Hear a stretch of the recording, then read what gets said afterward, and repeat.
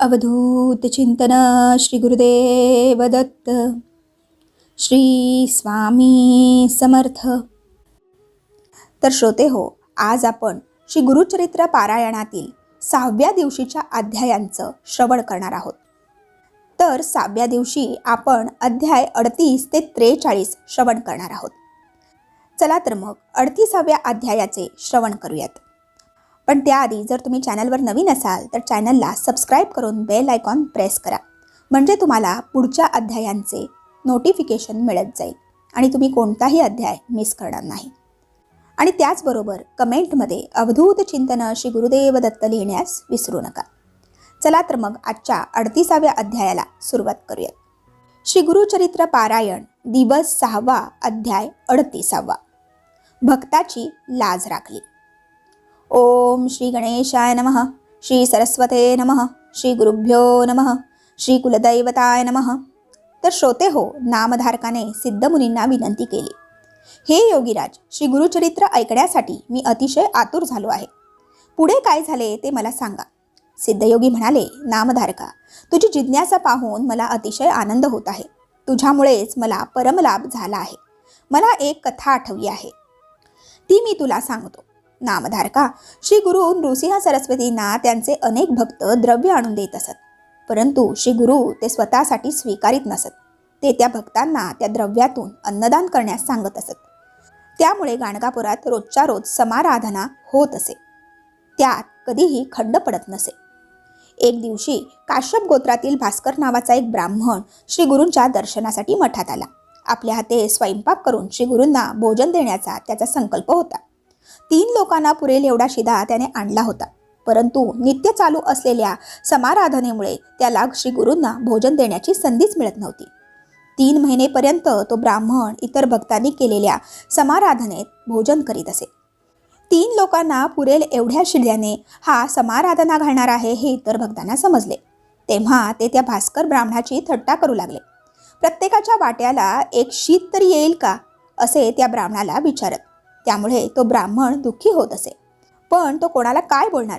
लोकांची केलेली थट्टा मुकाट्याने सहन करीत असे. श्री गुरूंना हे समजताच ते त्या भास्कर ब्राह्मणाला म्हणाले, तू आज समाराधना कर, आज मी तुझ्याकडेच भोजन करणार आहे. श्री गुरूंनी असे सांगताच त्या भास्कर ब्राह्मणास अतिशय आनंद झाला. त्याने डाळ, तांदूळ, कणिक इत्यादी जो काही शिधा आणला होता त्यातून सोवळ्याने स्वयंपाक केला.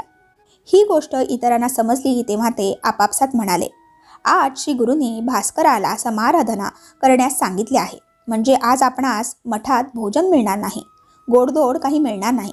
तेव्हा आज आपल्या घरीच भोजन करावे लागणार. श्री गुरूंना ते अंतर्ज्ञानाने समजले.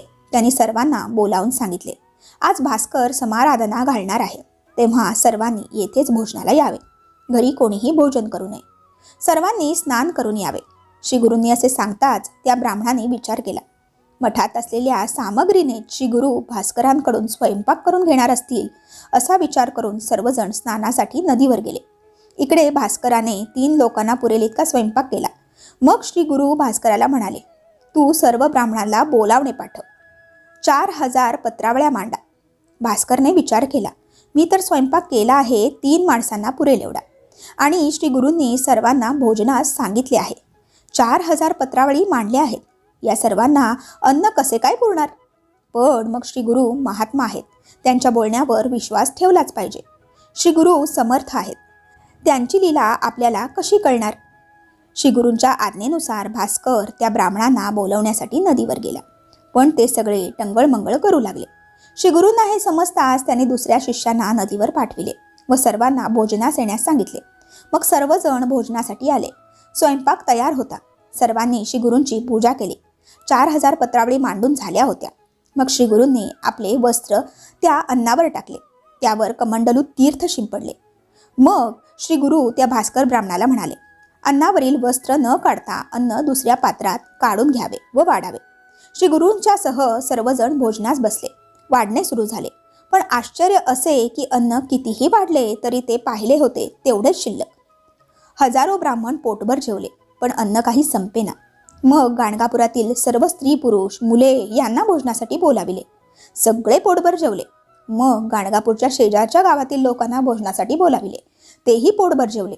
त्या दिवशी गाणगापुरातील व परिसरातील एकही मनुष्य उपाशी राहिला नाही. मग श्री गुरूंनी भास्करला भोजन करण्यास सांगितले. भास्कर जेवला तरी सुरुवातीला तयार केले होते तेवढे अन्न शिल्लक. शेवटी ते अन्न जलचरांना अर्पण केले. त्या दिवशी भास्करने केवळ 3 लोकांना पुरेल एवढा शिदा आणला होता. तेवढ्या शिद्याच्या तयार अन्नात 4000 लोक जेवले. केवढा हा चमत्कार! ही सगळी श्री गुरूंची कृपा. या प्रसंगाने श्री गुरूंची कीर्ती सर्वत्र पसरली. गाणगापुरातील हे संन्यासी साधे संन्यासी नाहीत, ते साक्षात त्रैमूर्ती दत्तात्रेयांचे अवतार आहेत याची लोकांना खात्री पटली. सर्वांनी श्री गुरूंचा जय जयकार केला. नंतरच्या काळात देशोदेशीच्या अनेक लोकांनी श्री गुरूंचे शिष्यत्व पत्करले. आपल्या भक्तांच्या रक्षणासाठी श्री गुरूंनी असे कितीतरी चमत्कार केले. एका प्रेताला सजीव केले, शुष्क काष्टास पालवी फुटली, त्रिविक्रम भारतीला विश्वरूप दाखविले, वांजमैस दुबती केली, कुष्ठरोग झालेल्या ब्राह्मणास रोग नाहीसा केला, पतितामुखी वेद बदविले, एक बिडकारी भक्ताला श्रीशैल पर्वत दाखवून त्याला काशी यात्रा घडविली. श्री गुरूंच्या लीला अपार आहेत. अनेक देवदेवतांची आराधना केली असता उशिराने कामना पूर्ण होतात, परंतु श्री गुरु नृसिंह सरस्वतींच्या केवळ दर्शनाने सर्व इच्छा तात्काळ पूर्ण होतात. म्हणून सरस्वती गंगाधर सांगतात, लोक हो, तुम्ही श्री गुरूंची सेवा करा. अशा रीतीने श्री गुरुचरित्रामृतातील भक्ताची लाज राखली नावाचा अध्याय 38 येथेच समाप्त होतो. बोला अवधूत चिंतन श्री गुरुदेव दत्त. श्री स्वामी समर्थ.